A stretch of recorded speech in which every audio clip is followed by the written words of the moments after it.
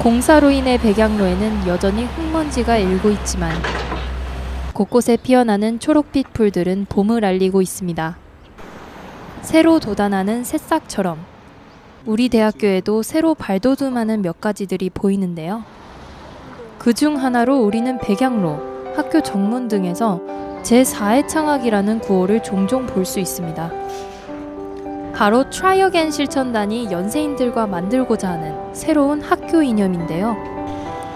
이번 젊은 시사 Y에서는 Try Again 실천단이 내세우고 있는 제4의 창학을 통해 대학생들의 교육권 문제를 다루고자 합니다. 먼저 제4의 창학이란 학교가 독단적으로 내세웠던 제3의 창학 이념과는 달리 연세인들이 함께 우리의 교육권을 지키자는 뜻에서 총학생회에서 내건 슬로건입니다. 네, 저희가 제4의 창학이라고 말한 거는 그 국제화에 대한 방식들, 학생들의 어떤 역량을 성장시켜줄 수 있는 방안이 아니다. 그래서 우리는 좀 교육의 본질적인 부분들을, 즉 교육의 질을 강화함으로써 내실 있는 교육을 만들어보자. 이런 과정 속에서 학생들이 4년 뒤에 졸업하면서 연세대학교에서 배웠던 게 뭐가 있을 거라고 한다면 그냥 학점 경쟁 잘하는 거, 그래서 시험 기간에 열심히 외웠던 거 말고는 사실 교육적으로 남은 게 뭐가 있을까에 대한 걱정들도 드는 거고, 그런 데 있어서 좀 내실 있게 공부할 수 있는 기회들을 놓치게 된다라고 생각하고 있습니다. 인터뷰에서 알 수 있듯이 총학생회에서는 학생들의 교육권이 침해되고 있다고 보고 있었습니다. 총학생회 측에서는 우리 대학교 교육제도에 여러 문제점을 지적했지만 상대평가제, 무분별한 영어 강의, 재수강 3회 제한을 주된 문제로 꼽았습니다. 먼저 우리 대학교에서는 교직과정 등 일부 과목을 제외한 다른 과목 대부분은 상대평가제로 운영되고 있는데요. 상대평가라는 특성은 학생들 간의 학점 경쟁을 부추깁니다. 게다가 우리 대학교에서는 상대평가 과목의 학점당 최대 인원을 규정하고 있는데요.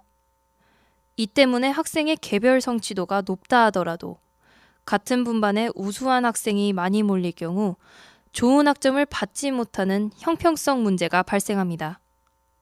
다음으로 우리 대학교는 외국인 학생 비율이 높은 만큼 전체 강의 중 약 25%가 영어 강의로 국내 대학 중 가장 높은데요.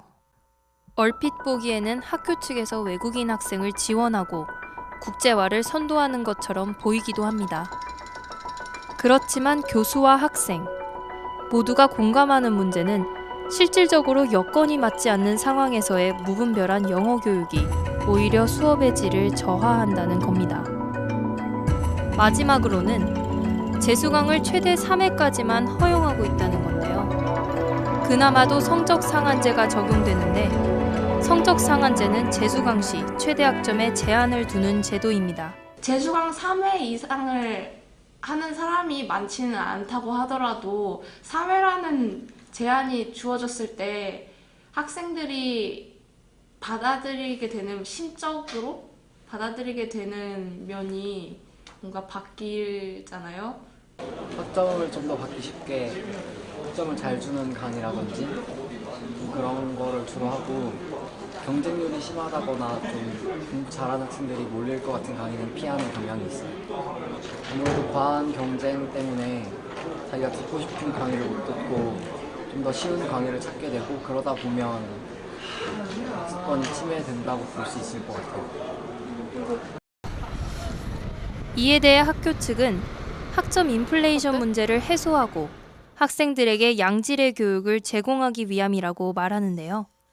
그렇지만 학교의 그간 수차례 재수강제도 개정이나 국제학부의 미흡한 학사제도만 보더라도 충분한 준비와 사전 검토가 이루어졌는지 의심스럽습니다. 정말 학교가 학생들을 위해 정책들을 펼치고 있는 걸까요? 오히려 학교도 문제점을 알면서 정책을 펼친 게 아닌가 하는 생각이 드는데요. 그 근거로 학교의 교육 제도들이 외부에서 요구하는 기준에 상당히 근접하다는 겁니다. 먼저 우리 대학교는 교육부나 언론사에서 시행하는 대학 순위 평가에서 국제화 지수가 상대적으로 가장 낮은데요. 가장 낮은 부담으로 점수를 올리기 위해 무리하게 영어 강의를 늘린 게 아니냐는 겁니다. 또한 상대평가제, 재수강 횟수 제한 등을 통해 학점 인플레이션을 완화함으로써 교육부의 재정 지원 평가 시 학점 관리 부문에서 좋은 평가를 받고 있습니다.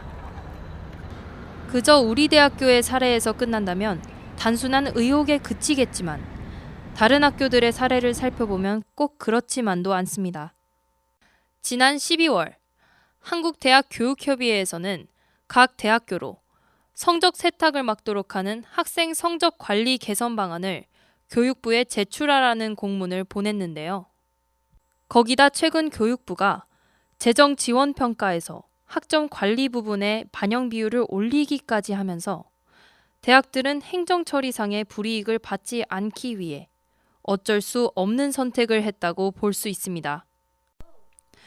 그 일례로 올해 학점 포기제가 폐지된 한 대학의 총학생회 의견을 들어보았습니다. 사실 대기업에서 내려온 거여서 이제 구조조정이 들어가잖아요, 사실 나라에서. 근데 이제 구조조정이 들어가는데 이것도 이제 생각을 한다고 하더라고요, 이제 국가에서 볼 때.